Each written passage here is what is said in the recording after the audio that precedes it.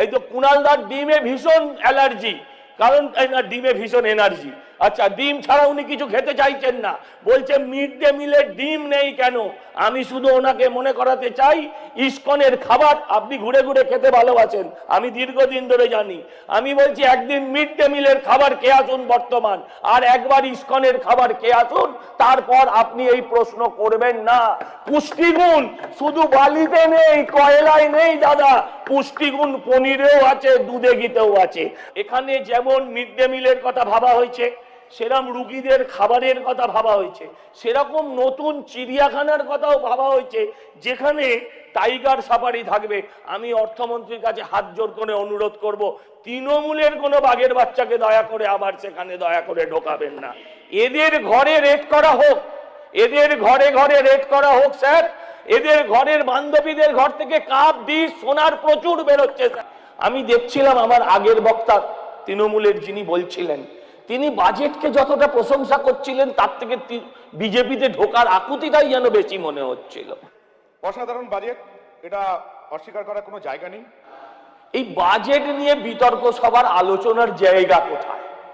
কারণ বিরোধীরাই তো বাজেটকে সমর্থন করে বসে আছে।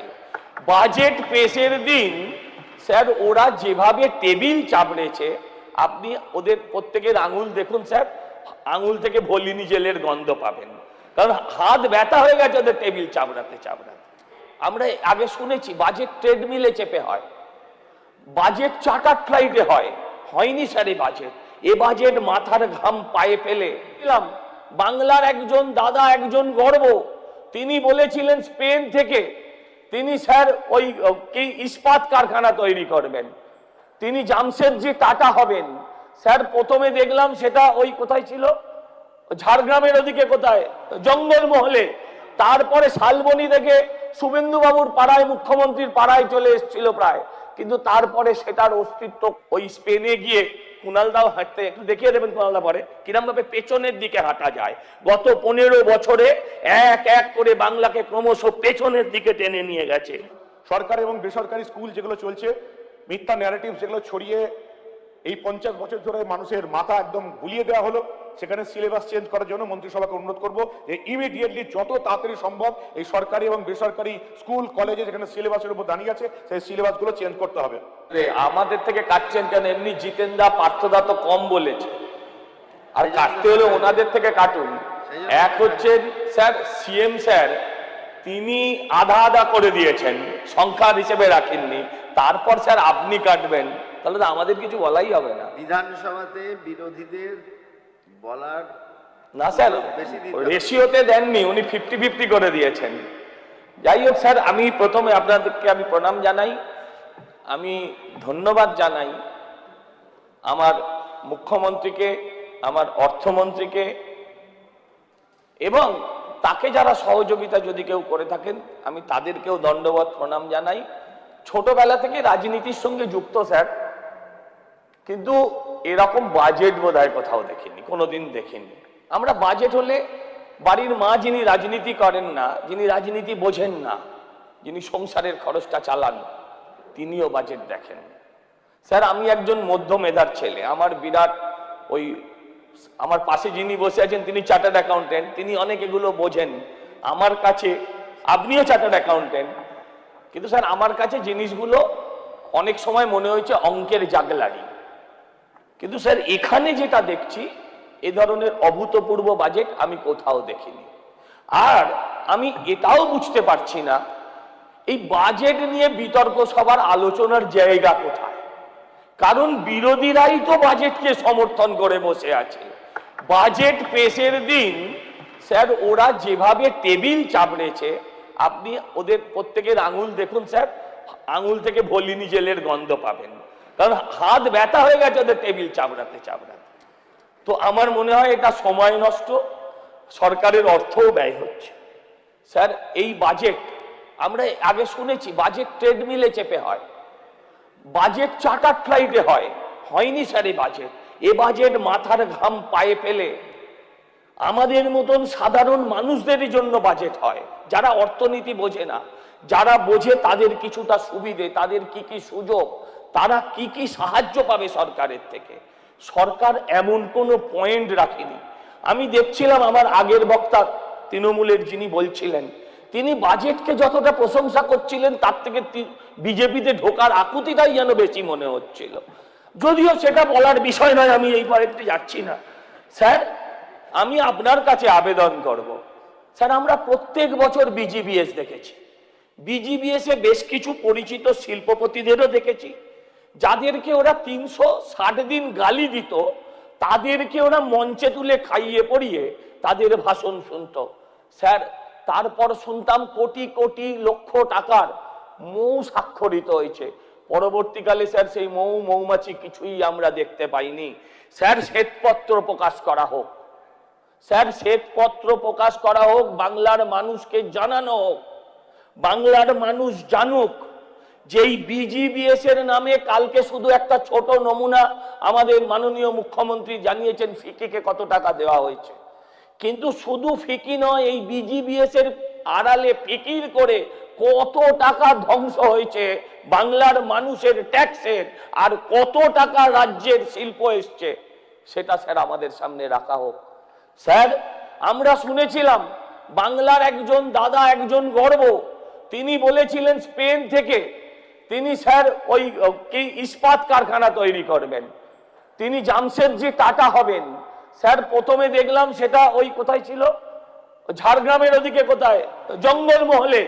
তারপরে শালবনী থেকে শুভেন্দু বাবুর পাড়ায়, মুখ্যমন্ত্রীর পাড়ায় চলে এসেছিল প্রায়, কিন্তু তারপরে সেটার অস্তিত্ব কোথায়?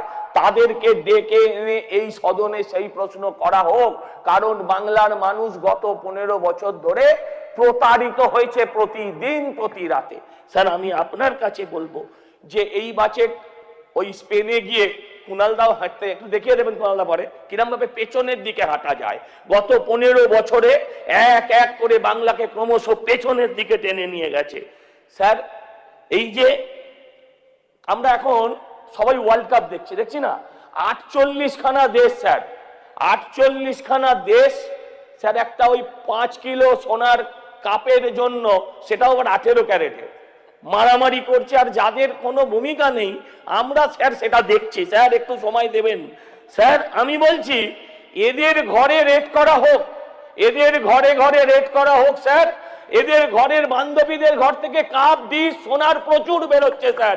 এই যে যারা বলছিলেন 8,15,000 কোটি টাকা দেনা, আবার একজন অর্থনীতিবিদ তিনি বললেন সারা ভারতবর্ষের, আমি ওনাকে মনে করাতে চাই সারা ভারতবর্ষে, বাংলা বুঝতে পারেন তো স্যার, সারা ভারতবর্ষে 28টা প্রদেশ আর 8টা কেন্দ্রশাসিত রাজ্য আছে। আপনার ঋণ গত 2011 সাল থেকে আজ অব্দি 6 লক্ষ কোটি টাকা একটা রাজ্যও দেখাতে পারবেন না যেখানে এই পরিমাণ লোন নেওয়া হয়েছে। স্যার, আমি আপনাকে বলবো, এই তো কুণালদার ডিমে ভীষণ অ্যালার্জি, কারণ ডিমে ভীষণ এনার্জি। আচ্ছা, ডিম ছাড়া উনি কিছু খেতে চাইছেন না, বলছে মিড ডে মিলের ডিম নেই কেন? আমি শুধু ওনাকে মনে করাতে চাই ইসকনের খাবার আপনি ঘুরে ঘুরে খেতে ভালোবাসেন, আমি দীর্ঘদিন ধরে জানি। আমি বলছি একদিন মিড ডে মিলের খাবার খেয়ে আসুন বর্তমান, আর একবার ইসকনের খাবার খেয়ে আসুন, তারপর আপনি এই প্রশ্ন করবেন না।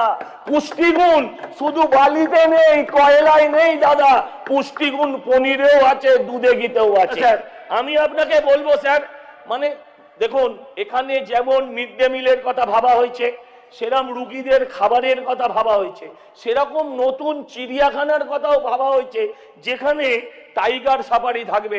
আমি অর্থমন্ত্রীর কাছে হাত জোর করে অনুরোধ করব, তৃণমূলের কোনো বাঘের বাচ্চাকে দয়া করে আবার সেখানে দয়া করে ঢোকাবেন না। আমি অসাধারণ বাজেট, এটা অস্বীকার করার কোনো জায়গা নেই। একেবারে সোজাসুজি পয়েন্টে চলে আসি। দেখলাম এখানে অনেকগুলো জেলার কথা ঘোষণা করা হয়েছে এবং গোপীবল্লভপুর নতুন মহকুমা হচ্ছে। আমি একটা রাজ্য সরকারকে প্রস্তাব দিয়েছিলাম এবং সেটা উল্লেখ থাকলে মেমারি বিধানসভার মানুষ খুব খুশি হতো। যেমন একটা প্রস্তাব দিয়েছিলাম এই বর্ধমান সদর দক্ষিণ মহকুমার যে সদর দপ্তর সেটা মেমারিতে আনার জন্য, এটার কোনো উল্লেখ নেই। উল্লেখ থাকলে আমার বিধানসভার মানুষ খুব খুশি হতো, কারণ এটা একটা অদ্ভুত জিনিস যে এই বর্ধমান সদর দক্ষিণ মহকুমার যেটা সদর দপ্তর সেটা সদর দক্ষিণে নেই, সেটা সদর উত্তরে আছে।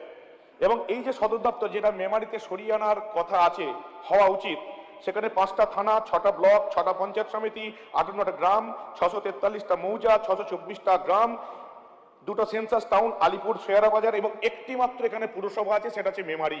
তাই আমি এই সদনে বর্ধমান সদর দক্ষিণ মহকুমার যে সদর দপ্তর সেটা আমি মেমারিতে সরিয়ে আনার একটা প্রস্তাব দিচ্ছি। এটা হলে অনেকের ভালো হবে, বিভিন্ন রকমের কাজকর্ম আমরা করতে পারবো, বর্ধমান শহরের উপর চাপ কমবে, এটা করাটা খুব দরকার। তেমনি আরো কিছু বলতে চাই, যেমন এই কর্মসংস্থান শূন্য পদের কথা বলা হয়েছে, অসাধারণ সিদ্ধান্ত। পঞ্চায়েত এবং পুরসভায় কোথাও কর্মী নেই, কারণ মমতা বন্দ্যোপাধ্যায় সরকার, পূর্বতন সরকার কোথাও নিয়োগ করেনি, সমস্ত জায়গায় কন্ট্রাকচুয়াল বেসিসে কম পয়সায় মানুষকে খাটিয়ে নিয়েছে, যেহেতু আমাদের এখানে বেকার যুবক যুবতীদের সংখ্যা কম বলে। আমাদের মেমারি থানাতে যেমন 15 জন অফিসার ইমিডিয়েটলি লাগবে, না কোনো কাজ হবে না। মেমারি থানা এত বড় এলাকার উপর অবস্থিত, এটা একটু ভেবে দেখলে খুব ভালো হবে। পুষ্পা আছে বলে ফলতাকে মডেল ব্লক করা হয়েছে, ম্যাডাম বললেন, খুব ভালো কথা। তেমনি আমাদের মেমারি ভিডিও 1 অসাধারণ পারফরমেন্স আমার মেমারি ভিডিও 1-এ। আমি চাইবো আমার মেমারি ভিডিও 1 যেটা আছে এই ব্লক, এটাকেও মডেল ব্লক হিসাবে তুলে ধরা হোক, যাতে এখানেও সুযোগ সুবিধা অনেকটা বেশি পরিমাণে পাওয়া যায়। বাজেটে প্রচুর মাইনে বেড়েছে, হোমগার্ড থেকে শুরু করে সিভিক, ভিলেজ পুলিশ, আশা, আইসিডিএস। তেমনি কিছু অনুরোধ আমার কাছে এসেছিল, যেগুলো আগে দু একজন বলেছেন, প্রসূনবাবু বলেছিলেন ওখানে, এখানে আমাদের তরফ থেকেও দু একজন বিধায়ক বলেছিলেন। এই যেমন স্টেট এডেড কলেজ টিচার, যেটা স্যাক বলা হয়েছে, এদের, তারপর যেমন কন্ট্রাকচুয়াল প্রফেসর যারা আছেন, উচ্চ মাধ্যমিক বৃত্তিমূলক ভোকেশনাল চুক্তির ভিত্তিতে টিচার যারা আছেন, এদের মাইনে বাড়লে অনুরোধ করবো, এটা খুব ভালো হবে। যেমন ডিএ বেড়েছে সরকারি কর্মচারীদের, 18% ছিল, এখন 20% বেড়েছে, অসাধারণ সিদ্ধান্ত। এবং মাননীয় মুখ্যমন্ত্রী বলেছেন এটা অ্যাজ পার, মানে কেন্দ্রীয় সরকার যেটা দেয় সেই অনুযায়ী হবে, খুব ভালো সিদ্ধান্ত। সরকারি কর্মচারীরা কেন্দ্রের হারে ডিএ পাক, এটাই তো আমাদের সরকারের, আমাদের দলের প্রতিষ্ঠিত ছিল। তবে এখানে মানুষের একটা কথা আছে, যে যেভাবে সিপিএম এর আমলে এবং তৃণমূলের আমলে ডিএ ছিল না, তেমনি কর্মসংস্কৃতিও ছিল না। এবং আশা করব কেন্দ্রীয় হারে ডিএ পাওয়ার পর এই কর্মসংস্কৃতি ফিরে আসবে এবং সরকারি কর্মীরা নিজেদের কাজগুলো ঠিকঠাক করবেন, এটা প্রচুর মানুষের অনুরোধ আছে। ন্যাশনাল এডুকেশন পলিসির কথা বলা হয়েছে এবং সেখানে সিলেবাস চেঞ্জ একটা বড় গুরুত্বপূর্ণ বিষয়, যেটা আমরা বহুবার আলোচনা করেছি। সরকারি এবং বেসরকারি স্কুল যেগুলো চলছে, মিথ্যা ন্যারেটিভ যেগুলো ছড়িয়ে এই 50 বছর ধরে মানুষের মাথা একদম গুলিয়ে দেওয়া হলো, সেখানে সিলেবাস চেঞ্জ করার জন্য মন্ত্রিসভাকে অনুরোধ করব যে ইমিডিয়েটলি যত তাড়াতাড়ি সম্ভব এই সরকারি এবং বেসরকারি স্কুল কলেজে যেখানে সিলেবাসের উপর দাঁড়িয়ে আছে সেই সিলেবাসগুলো চেঞ্জ করতে হবে। পুলিশ এখনো নিজের কর্তব্য পালন করছে না, সরকার পাল্টে গেছে, পরিবর্তন এসছে, মানুষ পরিবর্তনের লক্ষ্যে ভোট দিয়েছে, কিন্তু মনে হচ্ছে কিছু কিছু সরকারি কর্মচারী, বিশেষ করে পুলিশ ডিপার্টমেন্ট, এখনো নিজের জায়গাতে পড়ে আছেন।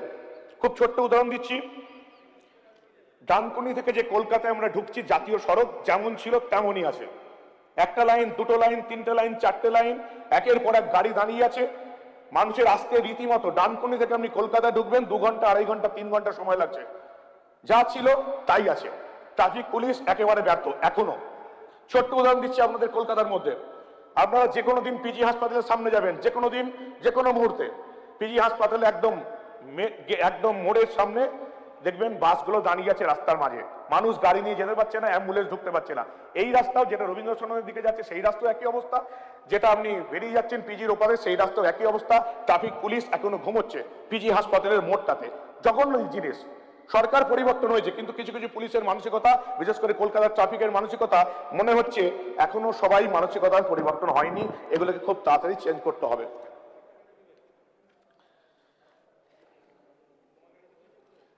নবোদয় বিদ্যালয়ের কথা বলা হয়েছে, খুব ভালো সিদ্ধান্ত। এবং গত 7 বছরে আমাদের লড়াইয়ের পর কিছু মানুষ এখানে গুরুকুল খুলতে চান। আমি আমার সরকারকে বলবো যে এই গুরুকুল যারা খুলতে চাইছেন, প্রত্যেকটা বিধানসভায় একটা করে গুরুকুল হোক, পুরনো আমলের গুরুকুল ফিরে আসুক, এটা আমি আমার সরকারকে এটা ভাবতে অনুরোধ করবো, তাদের যেন জমি এবং অন্যান্য সুযোগ সুবিধা দেওয়া হয়। যাদবপুর বিশ্ববিদ্যালয়ের কথা বলা হয়েছে, যাদবপুর বিশ্ববিদ্যালয় ভারতবর্ষের অন্যতম সেরা একটা বিশ্ববিদ্যালয়, খুব ভালো জিনিস। কিন্তু সেই সঙ্গে বর্ধমান বিশ্ববিদ্যালয় এবং বিশেষ করে আমি যেহেতু মেমারি বিধানসভা থেকে এসেছি, মেমারি কলেজের বিষয়ে একটু ভাবনা চিন্তা আমাদেরকে করতে হবে। যেমন রাজ্যে একটি নতুন স্পোর্টস ইউনিভার্সিটি হবে, এই প্রস্তাব আমি সরকারকে দিয়েছি, বাজেটে উল্লেখ থাকলে মেমারি বিধানসভার মানুষের খুব ভালো লাগতো। মেমারিতে একটি সুইমিং পুল এবং একটি ইনডোর স্টেডিয়াম খুব দরকার। একটা সময় মেমারি থেকে কলকাতার ফুটবল মাঠে প্রচুর ফুটবলার উঠে আসতেন, মেমারি একটা খেলাধুলার জায়গা, সেখানে যদি একটু খেলাধুলার জোর দেওয়া হয়, আমার বিধানসভা থেকে প্রচুর ভালো স্পোর্টস পাচ্ছেন, অচিরে পশ্চিমবঙ্গ এবং ভারতবর্ষ পাবে। আয়ুষ্মান ভারত প্রকল্প শুরু করা হয়েছে এবং এখানে বলা হয়েছে আশাকর্মী এবং আইসিডিএস এরা পাবেন যারা কাজ করছেন। সেই সঙ্গে প্রবীণ আমাদের যারা গরিব সাংবাদিক যারা আছেন, তাদের একটা মাঘই প্রকল্প ছিল, এখন কি অবস্থা আছে জানি না, আদৌ টাকা কেউ পান কিনা সাংবাদিকরা তাও জানি না। এখানে যদি গরিব সাংবাদিকদের এই আয়ুষ্মান ভারতে সবাইকে অটোমেটিক্যালি অন্তর্ভুক্ত করায় যারা গরিব সাংবাদিক, আমার মনে হয় খুব ভালো হবে। এবং সেই সঙ্গে সাংবাদিকদের কথা উল্টো আরেকটা জিনিস বলি, ডিজিটাল মিডিয়া যারা এই সরকার পরিবর্তনে এই চোর দুর্নীতিবাজ সরকারটাকে ফেলতে সবচেয়ে বড় ভূমিকা নিয়েছিল, তারা কিন্তু এখনো সেই নিজেদের সম্মানটা ফিরে পাননি। তারা কিন্তু বিধানসভার বাইরে দাঁড়িয়ে থাকেন, কারণ তাদের অ্যাক্রিডিটেশন কার্ড হয়নি। তারা নবান্নেও ঢুকতে পারেন না, তারা বিধানসভার মধ্যেও ঢুকতে পারেন না। আমার সরকারকে এবং মন্ত্রিসভাকে বলবো, যাদের এই যে ডিজিটাল মিডিয়া এই সরকারের পরিবর্তনে যাদের সবচেয়ে বড় ভূমিকা রয়ে গেল, তারা যেন অ্যাক্রিডিটেশন কার্ড পায়, তারা যেন নবান্ন কভার করতে পারে এবং অ্যাসেম্বলি কভার করতে পারে। এটা আমাদের নতুন সরকারকে অবশ্যই দেখতে হবে। আর একটা জিনিস আছে, এই যে পিএম কিষাণ যেটা শুরু হয়েছে 2019 সালের পর্চা দেখা হচ্ছে, এটা প্রত্যেক মানুষ চান এই 2019 সালের পর্চা, এই বিষয়টা যত তাড়াতাড়ি উঠে যায় তত তাড়াতাড়ি ভালো। সারের ব্যবহার জাতীয় গড়ের থেকে অনেক বেশি, 30 পাতায় বলা হয়েছে। এখানে একটা অভিযোগ আছে, যে কোম্পানিগুলো এই ফার্টিলাইজার বা সার দিচ্ছে তারা এই সারের সঙ্গে আরো অনেক কিছু জুড়ে দিচ্ছে, ফলে সার যারা মাননীয় মানব, আপনার সময় শেষ হয়ে গেছে, প্লিজ। স্যার এক মিনিট নেবো, 1 মিনিট। এই ধানের সহায়ক মূল্য বলা হয়েছে 3100 টাকা বাড়ানো হলো। এখানে দালাল আর ফোড়ে যারা আছেন, এই দালাল এবং ফোড়েদের বার করতে হবে, নাহলে কিন্তু মানুষ এই সুযোগ সুবিধাগুলো পাবে না। আর লাস্ট একটা 30 সেকেন্ড বলে শেষ করব, এই যে সমৃদ্ধশালী ঐতিহ্যের কথা বলা হয়েছে, কালীঘাট তারাপীঠ বলা হয়েছে, এখানে যদি বর্ধমানের কিছু বিষয় আছে, এই যে বর্ধমানের সর্বমঙ্গলা মন্দির বা বর্ধমান কাটোয়া 108 শিব মন্দিরের কথা, যেমন আমাদের মেমারিতে আমাদপুরে যে কালী পুজো হয়, বা আমাদের মেমারিতে সমেশ্বরতলা শিব মন্দির এবং রক্ষা কালীতলা মন্দির, এগুলো যদি ঢোকানো যায় এর মধ্যে খুব ভালো। ধন্যবাদ, ধন্যবাদ। Thank you.